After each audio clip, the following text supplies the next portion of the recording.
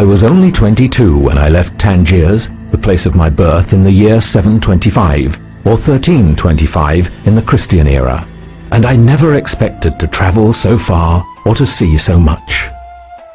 Nor did I fully realize how much of the globe is covered by our Muslim caliphate and the great prosperity and peacefulness of the civilization therein. At this time, our philosophers and scholars excel all others in the quality of their writing, our engineers and architects in the beauty of their buildings, our scientists and inventors devise the most clever creations. But of all the wondrous man-made things I saw, few delighted me so much as the ingenious elephant clock, which you see before you now. Is this a clock, you ask? How does it tell the time? How does it work? I will tell you now.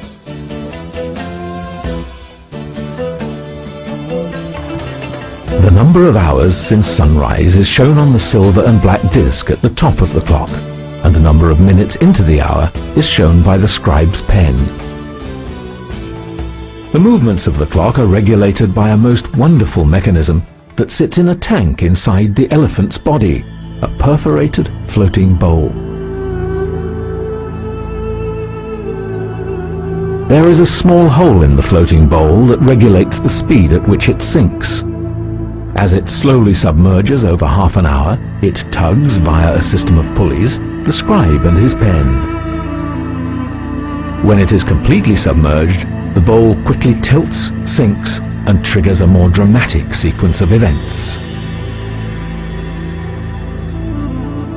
Inside the cupola at the top of the clock, a channel of balls is tilted so that a stopper is lifted to allow one to fall, hitting a fan that turns the phoenix.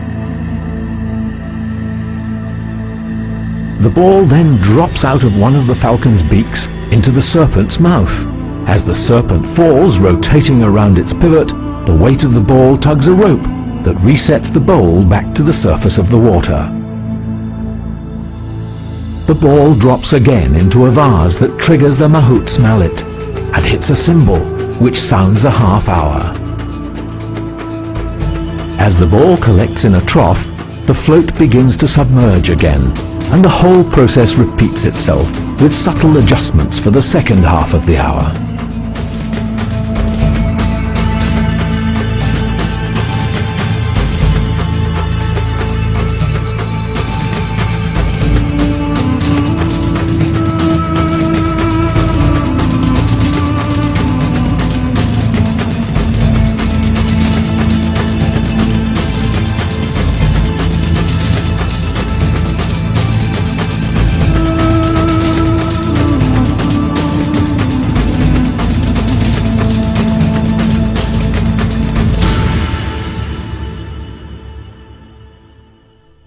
This ingenious device is the work of Badi al-Zaman Abdul Ez ibn Ismail ibn al-Razaz al-Jazari, who was a Muslim engineer who lived north of Baghdad under the Ayyubi dynasty, shortly after Saladin the Magnificent.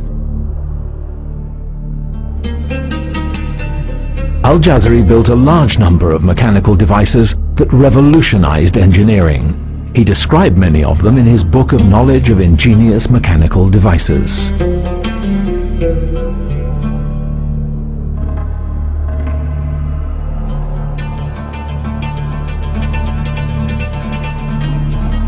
In the elephant clock, he used an Indian elephant, Chinese serpents, Arabian architecture, and Greek water technology, thus expressing the universal and equal nature of Islam, a fact that I have been fortunate enough to discover in my own travels. He was a pious Muslim and a great engineer who gave birth to the concept of automatic machines. Who knows what other wonderful inventions will follow in the future from this incredible notion?